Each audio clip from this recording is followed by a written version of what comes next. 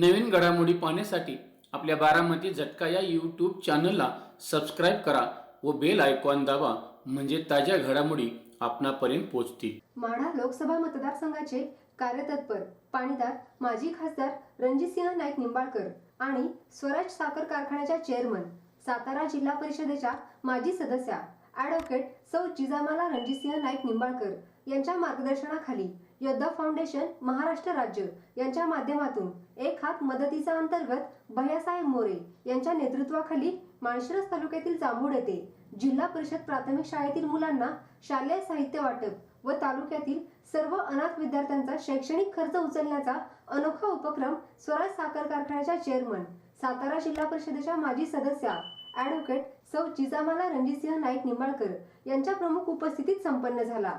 या कार्यक्रमाचे आयोजन सचिन शेंडगे, सोमाभाऊ भोसले, भैयासाहेब मोरे, किसन शेठ शिंदे, शिवराज कुकळे, निखिलभाई खरात, रमेश बागल व योद्धा फाउंडेशन महाराष्ट्र राज्य यांच्या वतीने करण्यात आले होते। यावेळी ॲडव्होकेट सौ जिजामाला नाईक निंबाळकर यांचे महिलांनी गुलाब पुष्प देऊन स्वागत केले। त्यानंतर फटाक्यांच्या आतिषबाजीत व हलगीच्या कडकडाटात ॲडव्होकेट सौ जिजामाला नाईक निंबाळकर यांचे जंगी स्वागत करण्यात आले। या कार्यक्रमाची सुरुवात राष्ट्रमाता जिजाऊ आणि क्रांतीज्योती सावित्रीबाई फुले यांच्या प्रतिमेचे पूजन करून दीप प्रज्वलन करून करण्यात आले। त्यानंतर जिल्हा परिषद प्राथमिक शाळा जांभूड येथील विद्यार्थ्यांना शालेय साहित्याचे वाटप करण्यात आले। यावेळी जिल्हा परिषद प्राथमिक शाळेतील शिक्षक, शिक्षिका, विद्यार्थी व पालक मोठ्या संख्येने उपस्थित होते। तसेच योद्धा फाउंडेशनचे कार्यकर्तेही मोठ्या संख्येने उपस्थित होते। शालेय साहित्याचे वाटप झाल्यानंतर मुलांच्या चेहऱ्यावर जो आनंद होता तो अगदी अवर्णनीय होता। यावेळी स्वराज साखर कारखान्याच्या चेअरमन, सातारा जिल्हा परिषदेच्या माजी सदस्या ॲडव्होकेट सौ जिजामाला रणजितसिंह नाईक निंबाळकर यांनी हसत खेळत मुलांशी संवाद साधत मुलांना मंत्रमुग्ध केले। मेहनतीने अभ्यास करायचा आणि चांगले मार्क्स पाडायचे, कमी मार्क्स पडले तर हार मानायचे नाही, स्वतःच्या तब्येतीची काळजी घ्यायची आणि एक झाड अवश्य लावायचे असं त्या म्हणाल्या। पुढे बोलताना त्या असंही म्हणाल्या की रणजित दादा, जयाभाऊ आणि रामभाऊ यांच्या मार्गदर्शनाखाली तालुक्यात विकासाला निधी कमी पडू देणार नाही। या तालुक्यासाठी जेवढं चांगलं काम करता येईल तेवढं करूयात। तर आपण प्रत्यक्षच पाहूयात ॲडव्होकेट सौ जिजामाला रणजितसिंह नाईक निंबाळकर आणखी काय म्हणतायत। नमस्कार। आज इथे उपस्थित राहिल्यावर इतकं भारावून गेल्यासारखं वाटतंय। खरं सांगायचं म्हटलं तर हा काय राजकीय कार्यक्रम नाही, त्याच्यामुळे मी फार काही असं मोठं राजकीय भाषण वगैरे देणार नाही। पण आज या ठिकाणी तुमच्या सगळ्यांचं जे रणजित दादांवरती प्रेम आहे ते बघूनच मला खूप भारावून गेल्यासारखं वाटतं।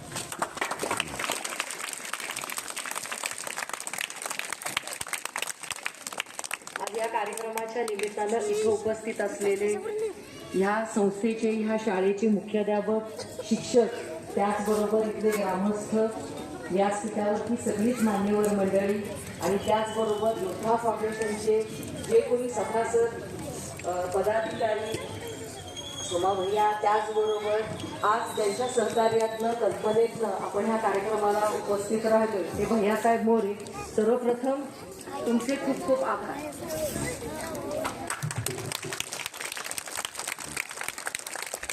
प्रत्येकाला चांगलं काम करावं असं वाटत असतं, पण करणं जास्त महत्वाचं आणि जे आपण मनात आणतो ते साक्षात्कारामध्ये उतरणं जास्त महत्वाचं। मग आता इथे चिमुरड्यांसाठी थोडंसं काहीतरी बोलणार आहे मी, चालेल ना? जर कुणाचं नाव घेणं राहिलं असेल तर तुमच्या सगळ्यांची माफी मागते। परत एकदा व्यासपीठावर उपस्थित असलेल्या सगळ्या मान्यवरांना माझा नमस्कार। काय लहान मुलं आहेत समोर, वेळ पण खूप कमी आहे, कंटाळली पण असतील कारण ऊन पण खूप आहे, बरोबर ना रे? बघा, आम्ही खूप वेळ घेतला का तुमचा? मग तुम्हाला कंटाळा आला का? मग मी 2-3 प्रश्न विचारले तर चालतील का? काळजी करू नका, अभ्यासाची नाही विचारणार। आज आपल्याला काय काय मिळणार आहे?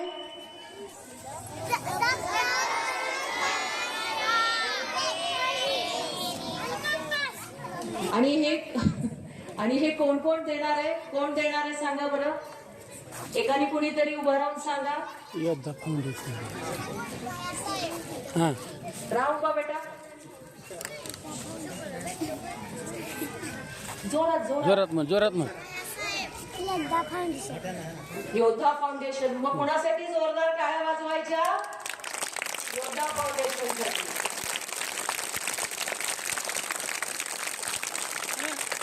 आणि कुणाच्या सहकार्यातनं आपल्याला मिळणार आहे? नाव घ्या बरं त्यांचं. कोण उभं राहून नाव घेणार आहे? हा बेटा परत एकदा मग टाळ्या कशा वाजवायच्या?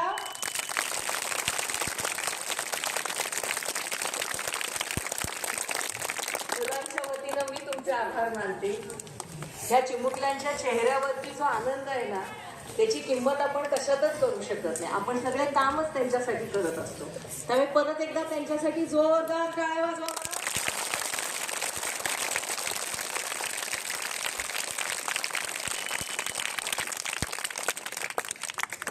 त्या ज्या इथं बसल्यात ना, त्यांचे जे आशीर्वाद आहे, त्यांचं जे प्रेम आहे ना, हीच खरी रणजित दादांची आणि आपल्या सगळ्यांची कमाई आहे.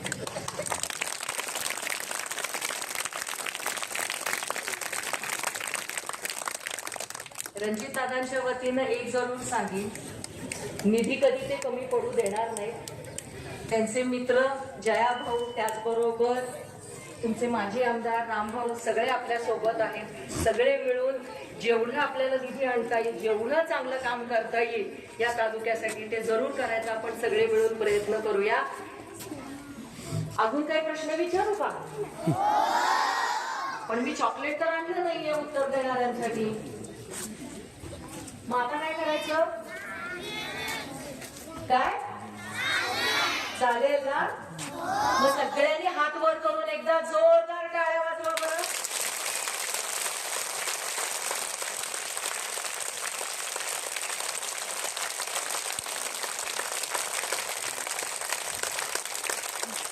बस. आता मात्र एक गंमत सांगू का तुम्हाला? आता ह्याच्यात नंतर वर्ग आहेत तुमचे, त्या शाळेला सुट्टी असणार आहे. वर्ग आहेत ना, मग त्यानिमित्त परीक्षा कधी आहे? परीक्षा कधी आहे माहिती नाही. मग विषयच काढायला नको परीक्षेचा, हो की नाही? आणि 2 दिवस सुट्टी असेल ना आता वारीच्या निमित्ताने. हा, म्हणजे वारीची पण 2-3 दिवस सुट्टी असणार आहे. परत येणारा रविवार पण आहे. तर एक छोटीशी गंमत सांगू का? घरी गेल्यानंतर आजीला 2-3 गोष्टी सांगाल का? काय सांगणार? आजीला सांगायचं की तंबाखू, आणि आजोबांना पण सांगायचं बरं का, तंबाखू गुटखा खायचा सांगणार. आणि प्रत्येकाने एक झाड लावणार का? नक्की.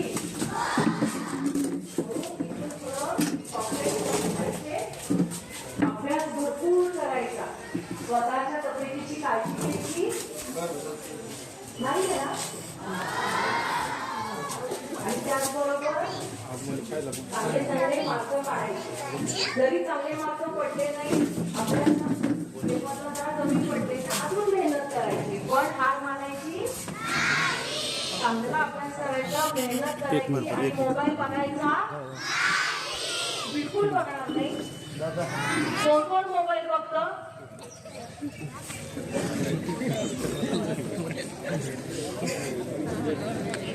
जवळजवळ सगळ्यांच्या हातवर आहे. आता असं जर म्हणू शकत नाही, मी करा खाली, कळलं मला, सगळे मोबाईल बघतात. मोबाईल थोडा कमी बघायचा, वाचन जास्त करायचं. करणार ना?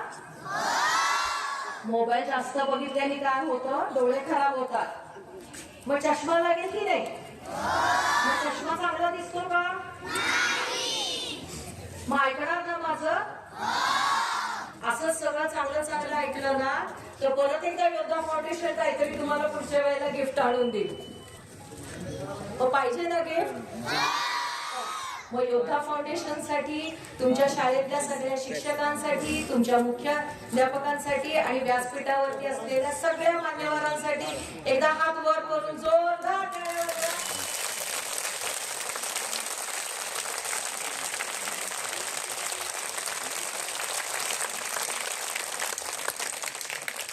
माझं शांतपणे ऐकून घेतलं त्याबद्दल तुमचे खूप खूप आभार. धन्यवाद. जय हिंद, जय महाराष्ट्र.